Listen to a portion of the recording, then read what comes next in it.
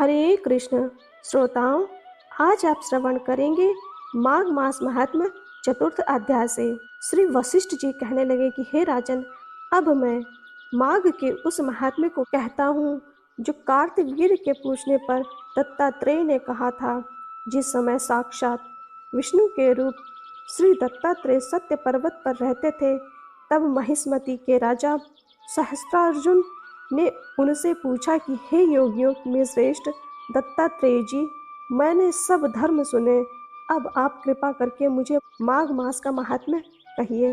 तब दत्तात्रेय जी बोले, जो नारद जी से ब्रह्मा जी ने कहा था वही माघ महात्म्य मैं तुमसे कहता हूँ। इस कर्म भूमि भारत में जन्म लेकर जिसने माघ स्नान नहीं किया, उसका जन्म निष्फल है। भगवान की प्रसन्नता, पापों के नाश और स्वर्ग की प्राप्ति के लिए माघ स्नान अवश्य करना चाहिए।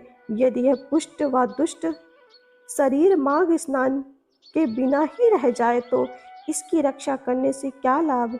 जल में बुलबुले के समान, मक्खी जैसे तुच्छ जंतु के समान यह शरीर माघ स्नान के बिना मरण समान है। विष्णु भगवान की पूजा न करने वाला ब्राह्मण बिना दक्षिणा के श्राद्ध, ब्राह्मण रहित क्षेत्र, आचार रहित कुल से सब नाश के बराबर है। गर्व से धर्म का, क्रोध से तप का, गुरुजनों की सेवा न करने से स्त्री तथा ब्रह्मचारी, बिना जली अग्नि से हवन और बिना साक्षी के मुक्ति का नाश हो जाता है। जीविका के लिए कहने वाली कथा, अपने ही लिए बनाए हुए भोजन की क्रिया, शूद्र से भिक्षा लेकर किया हुआ यज्ञ तथा कंजूस का धन, यह सब नाश के कारण है। बिना अभ्यास और आलस्य वाली विद्या, असत्य वाणी, विरोध करने वाला राजा, जीविका के लिए तीर्थ यात्रा, जीविका के लिए व्रत, संदेह युक्त मंत्र का जप, व्याग्रचित्त होकर जप करना, वेद न जानने वाले को दान देना, संसार में नास्तिक मत ग्रहण करना, श्रद्धा बिना धार्मिक क्रिया, यह सब व्यर्थ है।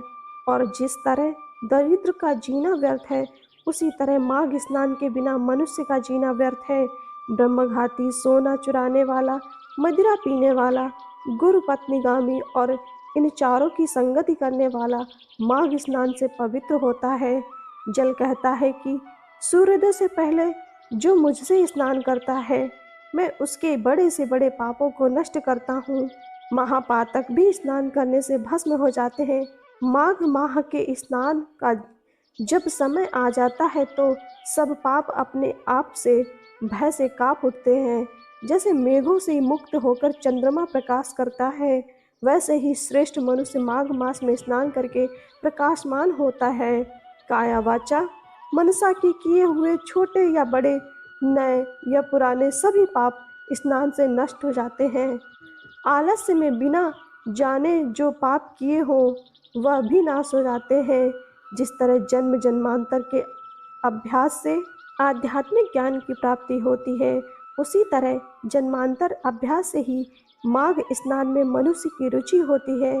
यह अपवित्रों को पवित्र करने वाला बड़ा तप है और संसार रूपी कीचड़ को धोने की पवित्र वस्तु है।